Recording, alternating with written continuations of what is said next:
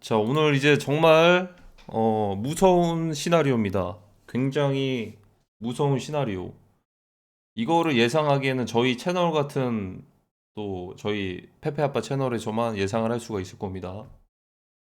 기상천외한 방식의 시뮬레이션인데 실제로 그게 맞아 떨어졌던 적이 꽤나 있어요. 특히나 이제 노스코리아 빔도 마찬가지고 라자루스 그룹에서 아직은 시장에 폭락이 나오진 않았는데 한 달도 안 됐는데 한 2주 전, 3주 전이죠. 제가 전에 말씀드린 게 팝캣 사건 있잖아요. 하이퍼리퀴드 거래소에서 11월 13일. 자, 이때 당시에 XRP의 매수벽이 하이퍼리퀴드 거래소를 딱 보시면은 1.8달러, 1.7달러, 1.6달러에 4천만 개, 4천만 개, 2천만 개, 2천만 개씩이 깔렸단 말이죠. 근데 지금 시간이 지나서 보아하니 그 매수벽들이 한 번에 다 사라졌습니다. 매수벽이 실종이 됐어요. 지금 보시면 몇 천만 개짜리 매수벽이 있는 게 아니고 1.1달러, 1.2달러에는 뭐 200만 개, 200만 개 이런 거밖에 없어요. 정말 호가창이 가벼워졌습니다. 이거 심상치가 않네요. 제가 오늘부터 앞으로 다가올 수 있는 시뮬레이션을 한번 그려 드리도록 하겠습니다. 한번. 팝캣은 예비 테스트였을 수도 있다. 자, 일단 하이퍼리퀴드 구조부터 봐야 될 텐데요. 지난번에 하이퍼리퀴드의 팝캣 사건 같은 경우에는 이런 일이 있었습니다. 일단은 어, 한 사람으로 추정되는 익명의 거래자가 하이퍼리퀴드 거래소로 계정을 한 20개를 나눠가지고 이거를 한 20억, 2억씩을 보냈어요. 1억 5천씩이었네? 1억 5천씩 20개 나눠서. 그러면 계정당 1억 5천만 원씩을 가지고 있겠죠? 그래서 이걸 가지고서 레버리지를 10배를 땡겨서 팝캣 롱을 들어갔습니다. 자, 그러면 20개를 나눠서 레버리지 10배면 15억이죠. 15억 곱하기 20이면 총 300억치의 롱 포지션이 들어간 거거든요. 자, 300억치의 롱 포지션을 들어가고서 팝캣이 어떻게 됐냐? 10배 레버리지 롱 포지션이면 굉장히 높은 레버리지거든요. 아직도 회복 못하고 있죠. 지난번 이후에. 자, 여기 보시면은 요 구간에 들어갔었거든요. 그래서 10%만 떨어지면 10배 레버리지는 다 청산이 됩니다. 그래서 실제로 진입을 하고 나서 얼마 안 있다가 여기서 포지션들이 청산이 됐어요. 그 청산된 포지션들이 여기 보시면은 지금은 데이터로 보기가 힘들어요. 그래서 예전에 찍어놨던 것들이 도움이 되네요. 여기 보시면 10억씩 청산되는 것들 있죠. 10억, 20억씩 이렇게. 이게 다 같은 시간대에 청산이 됐어요. 이게. 한 사람의 익명의 트레이더라고 할게요. 계정이 한 번에 동시다발적으로 청산이 된 거다. 자, 그러면 원래였으면 청산되면 어떻게 되냐? 선물 시장에서 구조가 뭐냐? 보통은 청산되면 시장가로 그 물량들이 매도가 돼서 나옵니다.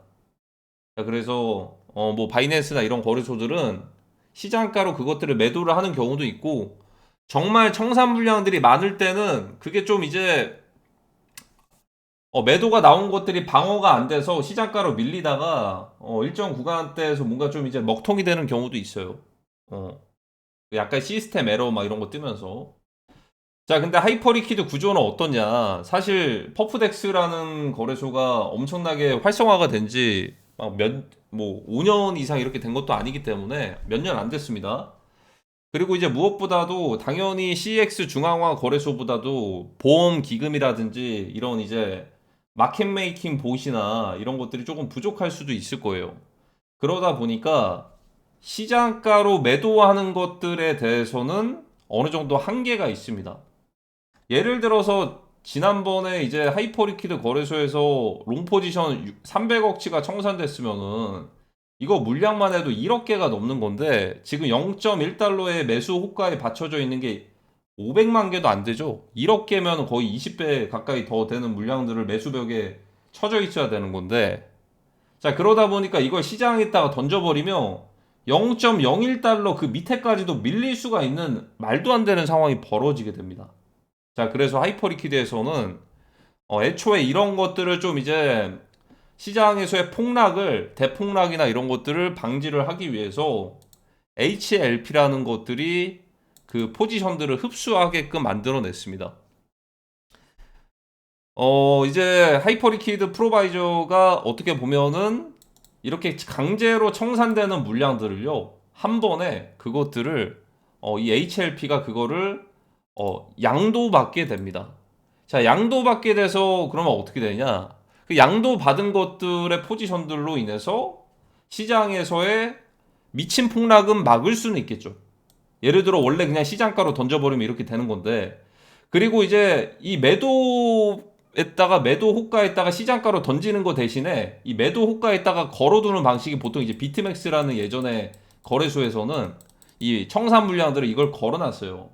그러니까 이제 시장가로 던진다기보다는 이 물량들을 걸어두고 이 청산 물량들이 해소가 됐어야지만 이 비트코인이 이제 벽이 뚫리던 벽을 뚫던 이런 과정으로 이렇게 돌아갔었는데, 근데 지금 이제 하이퍼리퀴드는 조금 더 세련된 방식이죠.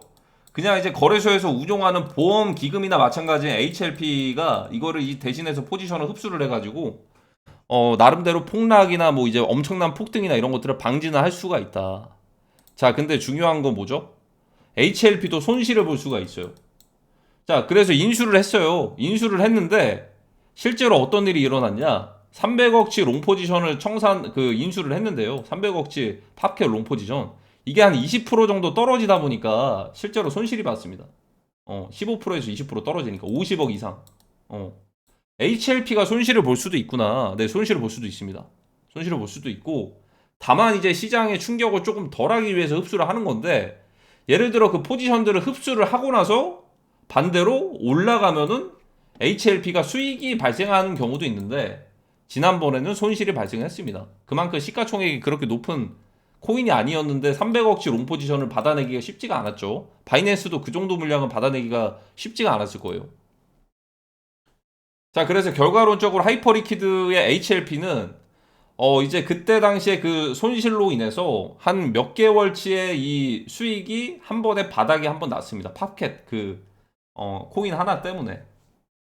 자, 그리고 그 흔히들 말하는 그 익명의 트레이더는 어떤 이득을 얻었느냐?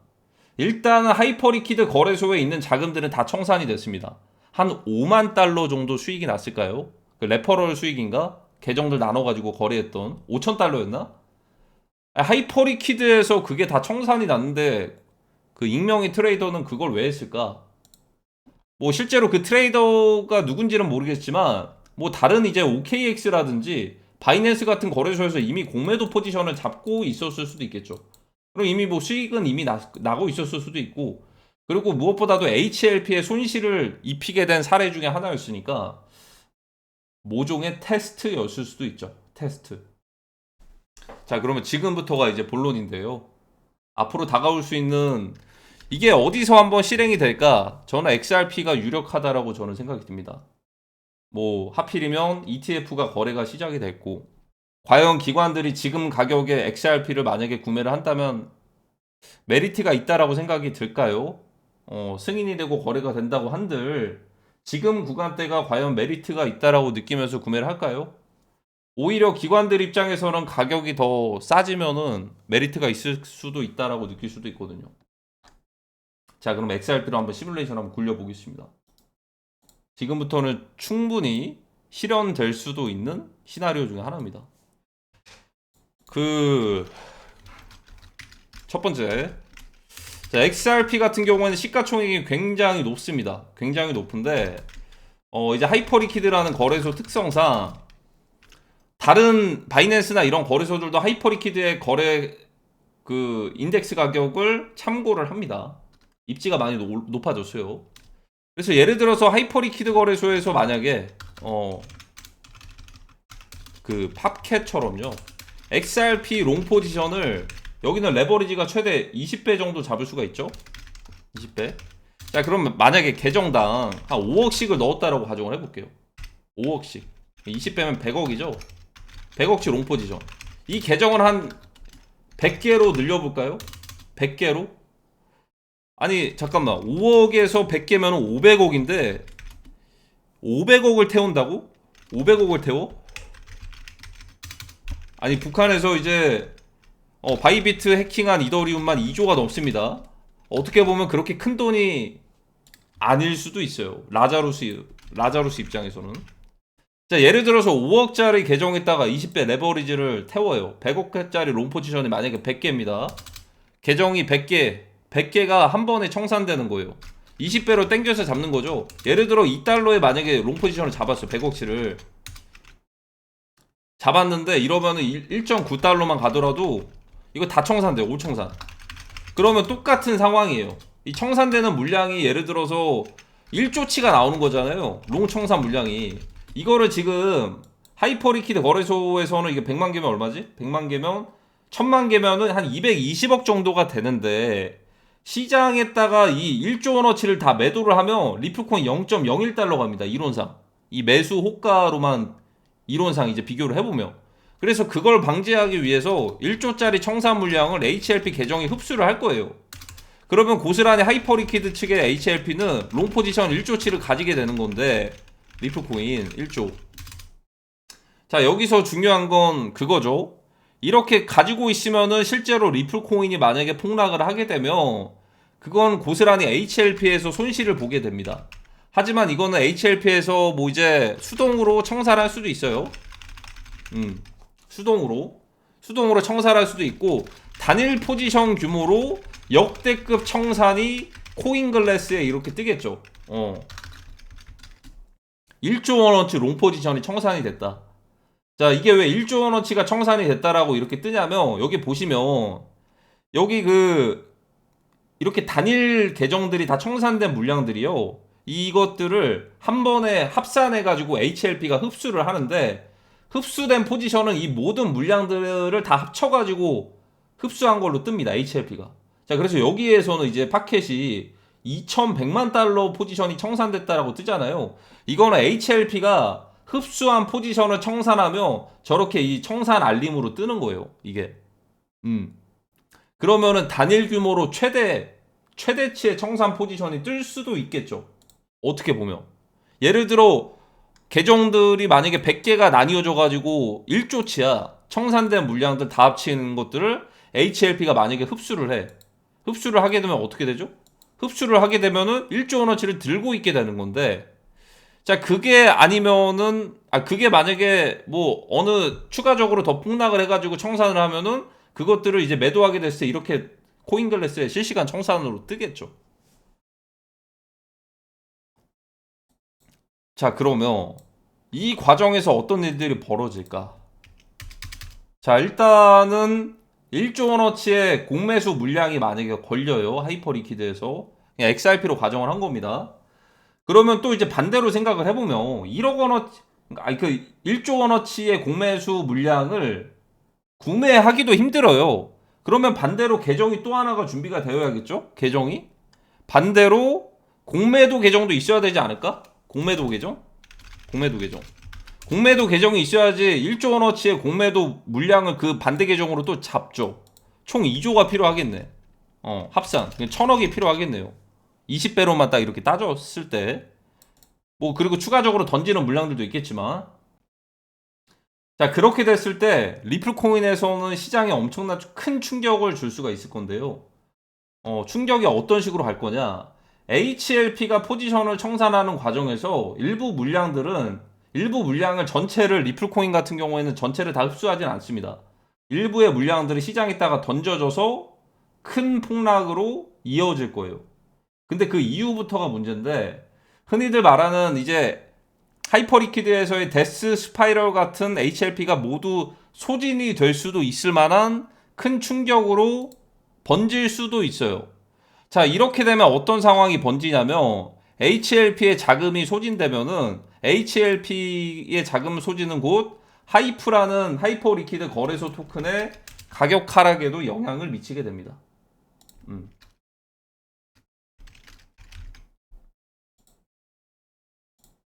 하이퍼리퀴드의 자체 코인이죠. HLP의 자금이 소진되거나 손실을 크게 볼 상황들에 대비를 하며 생각을 하며 HLP의 이 소진되는 거에 따라서 하이프 토큰도 이거 폭락을 맞이할 수도 있어요. 자, 근데 하이프의 이제 이 대결 구조는 뭐죠? 하이프의 대결 구조는 아스터죠. 분명히 또 이런 얘기가 나오겠네요. 이거 괜히 대결 구조를 그린 게 아니겠죠?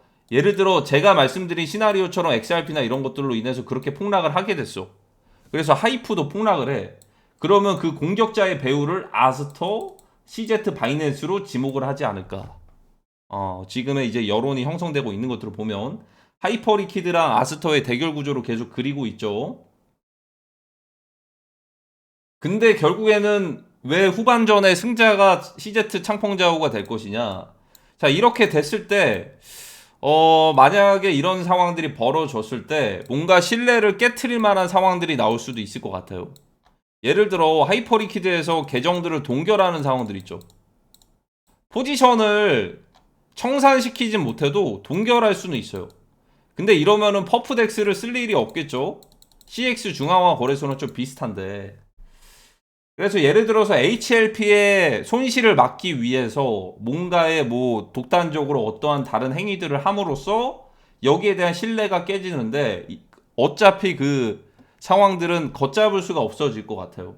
이미 그때는 이제 하이프 코인 자체도 폭락을 하고 있을 것이고 폭락의 가속화를 만들어낼 만한 코인들이 있을 텐데 저는 이제 아다리가 딱 이제 맞아 떨어지는 게 저는 XRP가 될 수도 있다라고 생각이 듭니다. 특히나 이제 XRP 같은 경우에는 단순히 하이퍼리퀴드의 그런 HLP에 잡힌 예를 들어 1조 원어치의 롱 포지션을 흡수해서 손실을 그대로 맞는 것뿐만이 아니고 실제로 던져질 수 있는 물량들도 있을 수도 있거든요. 그것도 이제 라자루스가 했다라고 하겠죠. 자, 어찌됐든 지금의 상황들은 충분히 실현이 될 수도 있는 가능성이 높은 시나리오가 될 겁니다. 이미 팝캣에서 첫 번째로 테스트가 이루어진 것 같습니다. 두 번째 상황은 정말 재앙 같은 상황이 벌어질 텐데요.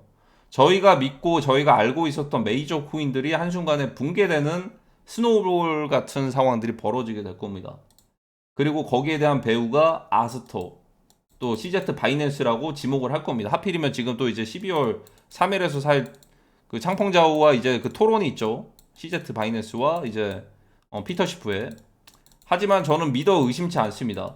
창펑자오는 후반전에 BNB를 다시 견고하게 만들어줄 뭔가의 엄청난 유동성장을 준비를 할 것이다라는 믿음은 있습니다. 믿음은 있고 무엇보다도 중요한 거는 저는 XRP 같네요.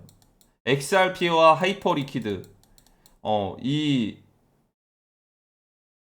두 가지의 그 팝캣과도 비슷한 사건을 대입해서 생각을 해보면 HLP의 잔고가 엄청나게 크게 바닥나고 오링이 나는 순간 하이프의 토큰 자체도 폭락을 하게 되고 연쇄적인 스노우볼이 터질 수도 있는 이거는 산타 랠리가 아니고 사탄 랠리네요. 사탄 랠리. 이런 상황이 만약에 발생한다면 제가 볼 때는 이 타이머가 얼마 남지 않은 것 같습니다. XRP가 그리고 오히려 XRP가 그렇게 붕괴가 되면요 알트코인이 수혜를 볼 겁니다. 이거 제 말이 맞을 거예요. 지금 XRP가 붕괴가 안 돼서 알트코인 불장이 안 온 겁니다. 이거 그렇게 될 겁니다. XRP가 붕괴되면 알트코인들의 이제 홀더들도 항복 선언을 할 거예요. 한국에서의 XRP에 대한 입지는 그냥 비트코인 그 이상으로 알고 있는 사람들도 있어요. 뭐 10,000원에서 100,000원에서 100만원 이런 식으로. 근데 그런 코인이 갑자기 폭락한다? 그거는 리플뿐만 아니고 다른 알트코인들에 대한 펀더멘탈 그거 유지 못합니다. 리플 폭락하잖아요. 내가 가지고 있던 알트들 다 팔고서 어쩔 수 없이 나 그냥 코인 안 해야겠다 하고 떠날 거예요. 그 정도입니다. 근데 오히려 그때가 알트코인들의 전환점이 될 수도 있어요. 무슨 말인지 이해가 되시죠? 리플이 붕괴돼야 오히려 알트코인이 불장이 옵니다. 그리고 이제 리플에 붕괴되는 과정에서 누군가는 또 수익을 얻겠죠? 수익을 내고 나서 그 수익 낸 세력들이 알트코인들로 흩어져서 페닉스란 알트들을 그때서야 올려주는 거예요. 뭐 나름대로 이제 알트코인 그 사이클이 좀 뒤늦게 오는 거죠. 뒤늦게. 그래서 2014년부터 알트코인 불장 온다라고 하면서 DCA를 했던 사람들은 지금 10 중에 9는 다 물려 있습니다. 정말이에요. 정말 다 물려 있습니다. 대표적으로 블러 같은 거 있죠. 진짜 다 물려 있어요. 그분들을 조롱하고 그런 게 절대 아닙니다. 실제로 지금 지표가 그래요. 왜냐하면 2024년에 반감기 사이클부터 시작을 해서 올 거라고 기대들 했을 텐데 BTC가 이제 상승을 함으로써 XRP나 솔라나가 상승을 함으로써 메이저 코인도 가니까 근데 실제로 안 왔잖아요. 안 왔어요. 이런 코인들이 지금 대다수예요. 그나마 페페 같은 민코인은 저희 트레이드 마크죠. 얘네는 상승분이 있으니까 그나마 좀 방어를 했는데, 방어를 해도 얘네도 하락을 했잖아요. 그나마 상승분이 있으니까. 근데 이 정도의 상승분도 없는 애들은 저렇게 다 그냥 완전 바닥났어요. 그냥 지금 시장의 난이도가 그렇게 호락호락하지 않게 흘러갈 것 같아요, 제 생각에는. 그리고 알트코인에 대한 뭐 불장을 얘기를 드리긴 했는데, 그냥 무지성으로 하락하고 끝나는 그런 장은 또 없어요. 제가 생각을 하기에는 엄청난 패닉셀이 오고 나서 오히려 반등하는 애들도 있을 텐데, 그게 모든 코인들이 다 그럴 것 같지는 않고요. 엄청난 패닉셀은 제가 생각하기에는 리플 코인으로 시작이 될 가능성이 높습니다. 그리고 리플 코인과 하이퍼 리퀴드의 조합, 요거 지금 지정가 매수벽 빠진 것도 심상치가 않네요. 이거 캡처 잘 해놨죠. 이거 원래 캡처 안 해놨으면은 지정가가 저렇게 들어가 있는지도 몰랐겠죠. 여기 1.8달러 2천만 개, 1.7달러 4천만 개, 1.6달러 4천만 개. 지금은 1.6, 1.5, 1.4, 1000만 개도 안 깔렸으면 100만 개씩 깔렸어. 거의 매수벽이 다 빠진 거죠. 심상치가 않습니다.